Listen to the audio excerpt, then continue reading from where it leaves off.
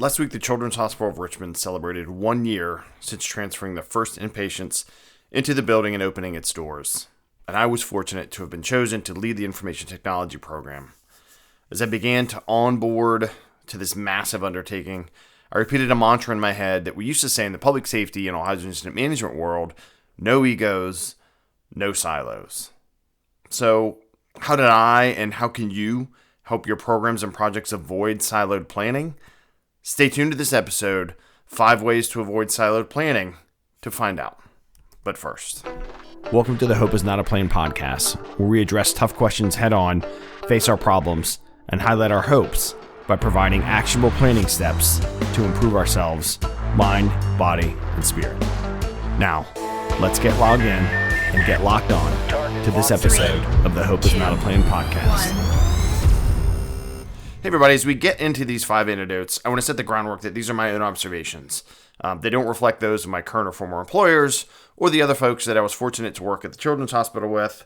The timing is such that we just celebrated the year anniversary of opening the doors, and I thought, you know what, let's share how we didn't do that or how in other projects even I've helped avoid siloed planning and other folks have helped me do so. The first is define the big picture, right? There's a need for clarity. It's very important to establish clear and concise program and project, vision, mission, and I'll get into that here in a second. And of course, if you've listened to this show before, you understand there's foundational 5 things that I believe are the key to any good plan. That's leader's intent, objectives, smart objectives, a functional organizational structure, coordinating resources, effective communication. So this need for clarity, we need to make some smart objectives, right? An example, let's say, could be we're going to deploy X number of devices to all inpatient areas by Y date, right? And you could have those for software. You could have it by finish this space and get it drywalled by that. But basically, it's got to be clear what we're trying to do, how we're trying to do it, when we're trying to do it, the vision and mission component of it, right? Our vision is to provide an outstanding center for patient care for children, right? Or something like that. It can be complex or not, but it's got to be clear and everybody's got to get that message. And everybody includes your stakeholders. So a component of defining the big picture is stakeholder identification. And I'm going to share something. According to the Project Management Institute, the PMI, the formal definition of a stakeholder is individuals and organizations who are actively involved in the project or whose interests may be positively or negatively affected as a result of project execution or successful project completion, right? So that could be a lot of people. This could be massive or small, depending on the reach of the program or the project. Identifying the stakeholders is important, and then once identified, the stakeholders got to be regularly informed. They need to be involved, right, depending on the stake that they have in the work and in the outcome. So that's important. We have to clarify what we're trying to achieve. We have to get the right stakeholders involved, and then we have to align with the objectives, right? It's critical that we don't just make some nice sounding objectives and then not plan to them, but we have to plan towards that. And we got some great guidance from our leaders on that project. And we're fortunate to have strong leadership that said, here's the thing, right? Look, act, and feel like a children's hospital, right? That's leader's intent to a T. That's foundation 1 for any good plan. So clarity, stakeholder identification, align your objectives. Those are 3 components of the first of the 5 antidotes, which is defining the big picture. So our second antidote is we're going to break down these silos and we're going to build bridges. The first component of this second antidote is cross-functional teams, right? Building buildings involves so many different team members. Construction, infrastructure, art, technology, medical devices, and on and on. These team members need to be integrated into the overall project, and they're going to make up these cross-functional teams, right? This is an area we really need to be careful if we start hearing your team and my project and my team's plan, because both the process of having separate plans and projects and processes and just using those words can cause communication failures, right? And conflicting information and can, cause frustration. It can reduce efficiency. So instead, building bridges means use verbiage and actions and processes that all members of the project understand that there's one overall plan, one big team, and we're all part of this cross-functional effort. That message has to be repeated, right? Because it's easy to kind of break off into our own, wherever our own organizational logo lives. So cross-functional teams is a component of the second antidote. Another component is communication is key, right? It's It's always challenging during projects, and it's often included on areas for improvement on lessons learned reports. So when leading programs and projects, more communication is better until the right balance is reached and agreed upon across the team. That's the thing, is the team has to agree on it. A cadence I found helpful is the old weekly status and touch base program meetings, right? And then we can have kind of a mid-level stakeholder. We've often called these operations council. You have kind of your directors and some folks. And then we're going to go monthly. We're going to have the tradish steering committee. That's high-level folks. You're giving them the elevator pitch. You're asking for decisions, money, time, etc., or not. And these are the basics. But in addition to these, you might have to do daily stand-ups, right, for critical parts of the project or when an issue happens. In addition to meetings, right, we're going to message with each other. We're going to ping teammates on their email standard, or whatever possible. In person, right, which is a bit less these days, but even if you're 100% remote, there is huge value in planning on-site meetings for critical components or times at milestones of the program or project, right? Hey, we reached this, or we're coming up on this portion of the overall program. Let's get together. It's also good to get together and break bread. So another thing about building these bridges is collaboration tools, right? Here's some tools, no affiliation, that I've used and have worked well. And it's a lot of the Microsoft stuff, right? Office Suite for documents, spreadsheets, and slides. You're going to be using tons of slides if you're coordinating a big program and even projects, right? Microsoft Teams, it's super handy to make dashboards, just lists that are color-coded so you can immediately see what's, stoplight light, green is good, yellow, and then red is not good stuff. Kanban boards, you can build those.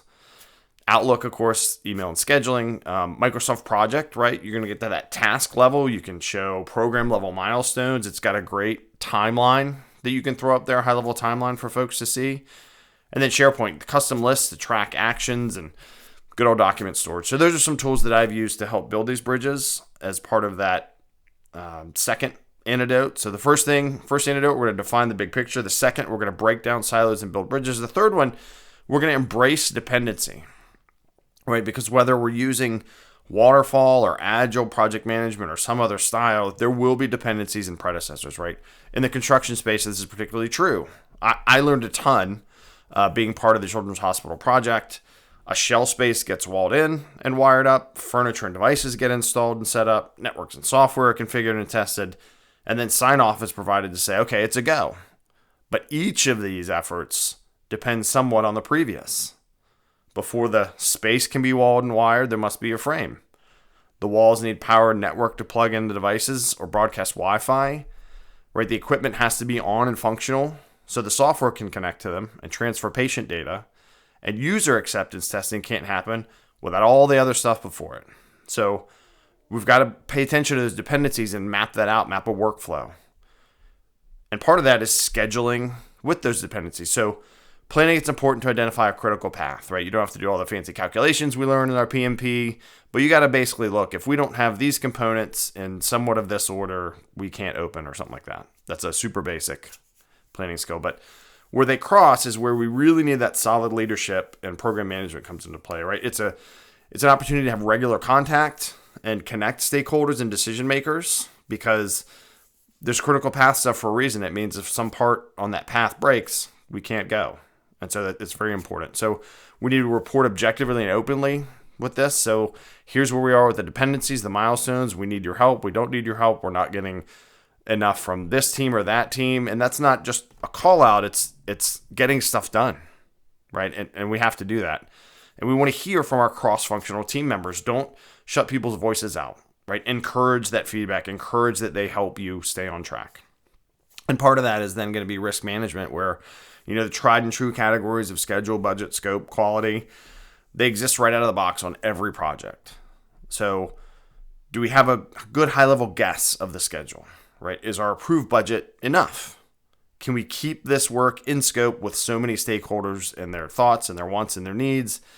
Are we set up to provide good quality control? So as we embrace the dependency, we want to map those out, we want to schedule them in, and we want to do risk management along the way for those. The fourth component, or the fourth antidote, is that metrics matter.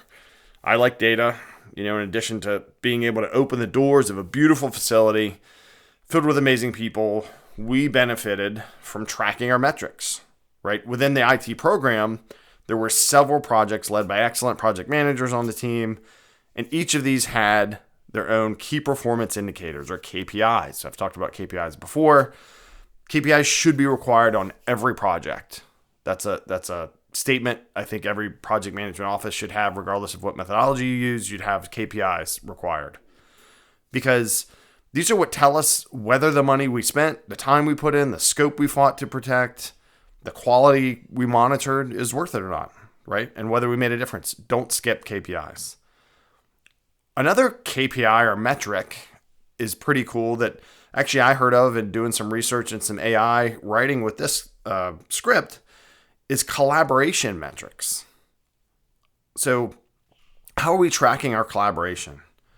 An easy way, not necessarily with just pure data in a spreadsheet, is to consider, are the meetings well attended? Or are they often sparsely filled? Are the meetings productive? Or are they redundant? Could the meeting have been an email?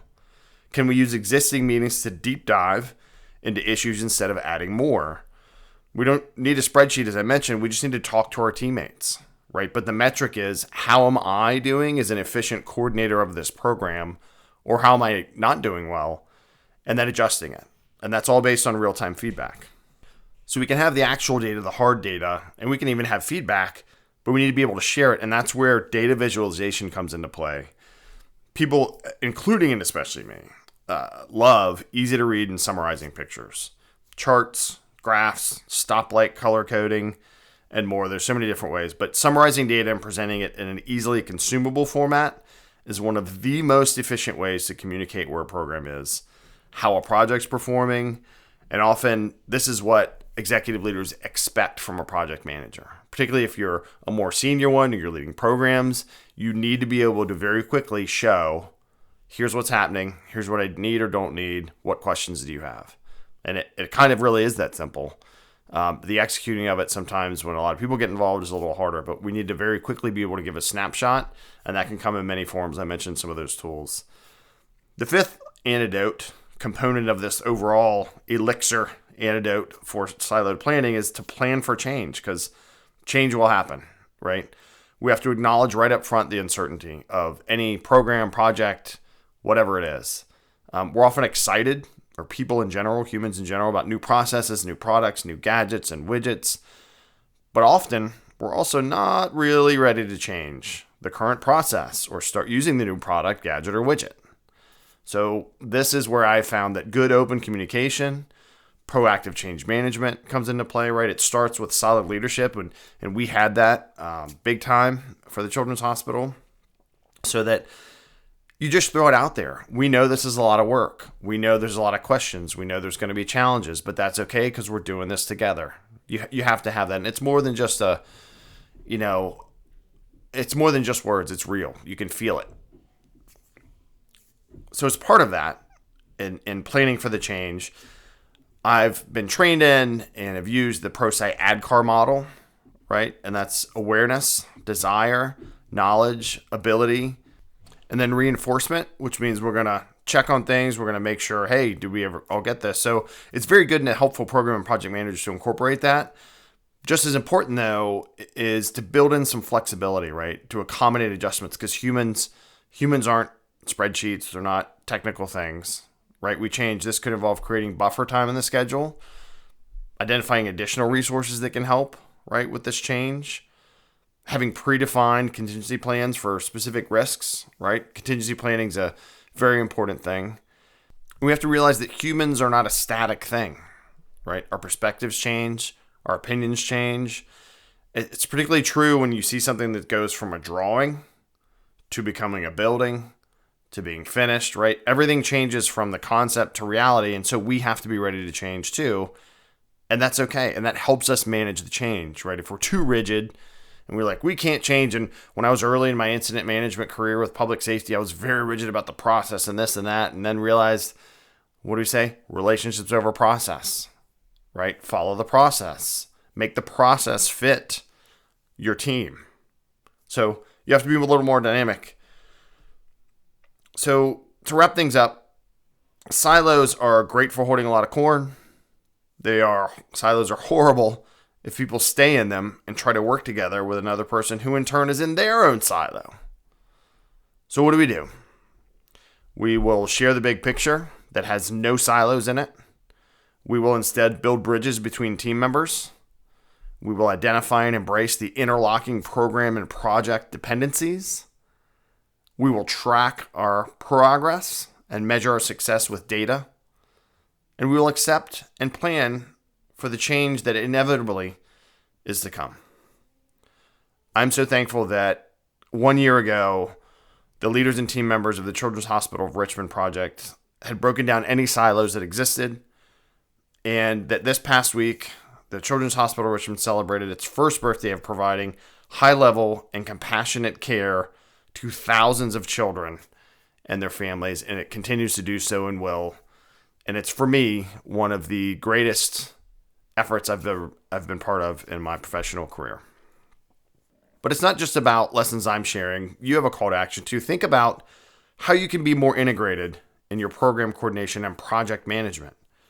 Have you identified the right stakeholders? Are you communicating effectively and at the right pace?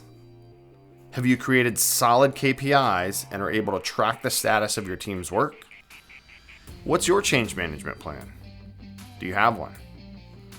Thank you all for listening to this episode of the Hope Is Not a Plane podcast. This podcast is available on Apple, Spotify, Amazon, any or many of your favorite podcast platforms. And if you found this helpful, please subscribe, share this show with somebody else, leave a review on Apple and Spotify. Those are the big dogs in the podcast world. It's very helpful to get Hope Is Not a Plane podcast a little more exposure.